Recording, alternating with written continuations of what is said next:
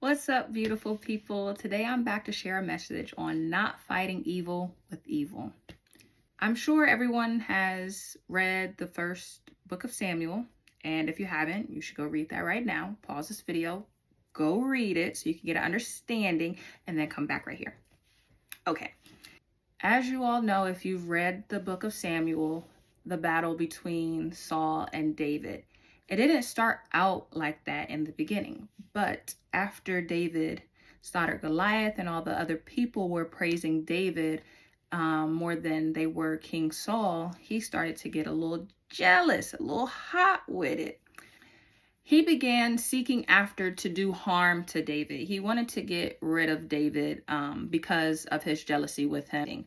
But God always kept his hand on David and kept him safe and out of harm's way. And David was also able to do this through continually seeking God and coming to God, asking him questions, waiting for God to respond, to let David know what his next move should be, where he needs to go in order to keep his safety and stay protected and out of Saul's way of harm. And even some of the times when they did come to each other, David always had the upper hand. When he did have the chance, he never did anything to harm Saul. He had multiple times that he could have done something to let me get him first before he gets me, but David didn't.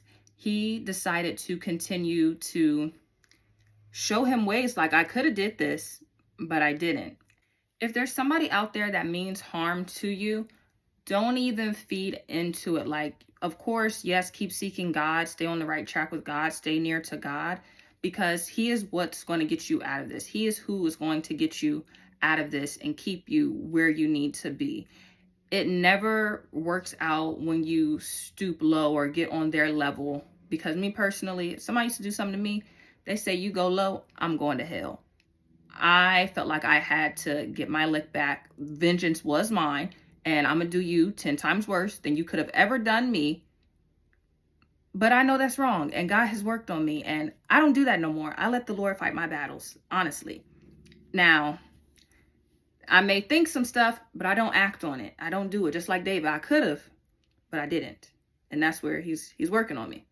Even in Luke 6, verse 27, it says, "But to you who are willing to listen, I say, love your enemies, do good to those who hate you, bless those who curse you, pray for those who hurt you. If someone slaps you on the cheek, offer your other cheek.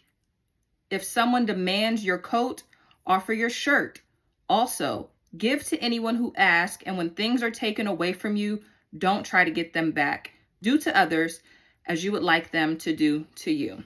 And through that verse and this chapter of First Samuel, it just shows how David continuously showed love for his enemy, who was Saul, or anybody else who was out there seeking to harm him, pretty much for no good reason, just because you're mad. It takes a lot of self-control and discipline to love your enemies. I'm not gonna get up here and act like it's easy. It does take a lot of self-control and discipline, but you just have to constantly remind yourself of these things, constantly remind yourself of these kind of stories and see somebody was able to do it. So it is possible. You can get through this. You don't have to fight evil with evil, fire with fire. You don't have to spew out hate just because somebody else did that to you. And because you don't do that, God has a very high reward for you. He sees what these people are doing to you, and he's not going to let it go unpunished. God is a just God. So just as they do wrong, they're going to have something coming to them. And just as you do wrong, you're going to have something coming to you if y'all don't get out there and repent for what you're doing and stop seeking to harm people through evil. So just as the verse says, do good to those who hate you, bless those who curse you, and pray for those who hurt you. That is really what I'm holding on to in this season.